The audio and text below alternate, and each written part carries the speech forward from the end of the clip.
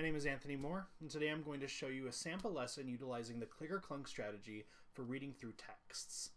This particular lesson is for a 10th grade world history class. Students are learning about the Cold War and the issues of the domino effect and how it affected countries around the world. The Clunk method is one that I've used in my own classroom and during my tutoring project, and I have seen the benefits of it firsthand. Students read through a text and mark whether something makes sense for them, click, or something doesn't make sense, clunk. After students read through, they then use several strategies to help figure out the meaning behind the sentences that do not make sense for them. This could be through rereading, context clues, word replacement, etc. So here's an example of that strategy in my classroom. Alright class, today we are going to read through a short passage about the Cold War.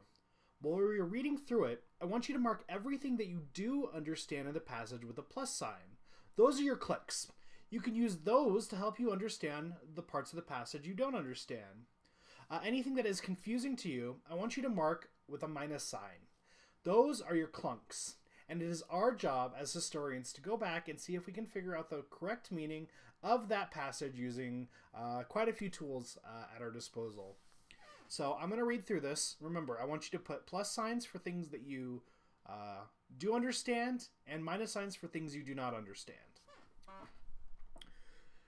The Cold War was made up of many smaller incidences across the world. Each incident was unique, but a few more famous than the rest. One example of the indirect warfare between the US and the USSR was the Vietnam War. From 1957 to 1975, the North Communist-led Vietnamese army began attacking South Vietnam. They hoped to gain control of the whole country. The U.S. saw this as a communist threat and because of the containment policy, began sending troops to support South Vietnam in 1964.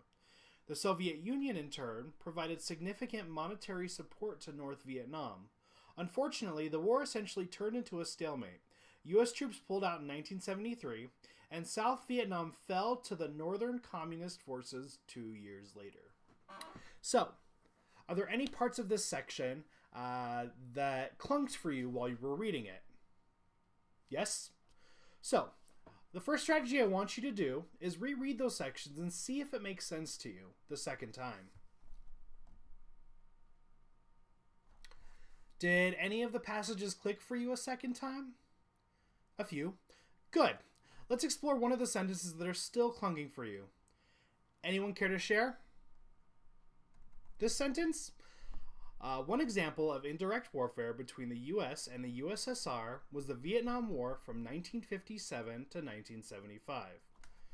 Are there any words in that sentence that you are not sure what they mean? Indirect warfare? Okay, let's look at the word indirect. Does that word remind you of any other word you know? Direct? Good. So what does direct mean?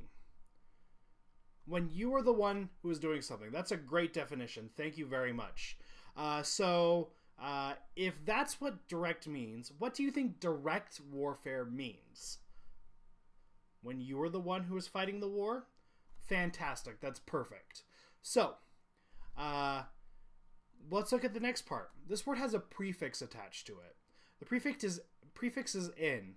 Does anybody know any other words that have the word in at the beginning of it? The word incorrect is a great example. So, what does incorrect mean? It does mean not correct. Thank you. So, what can we deduce the prefix in means in those words? Not. Good. That's fantastic. The prefix in means not. So, what do you think indirect warfare means? Not direct. Good. It means they are not fighting the war for themselves. So, now, I want you to reread that sentence and tell me if it clicks for you. Okay? It does? Great.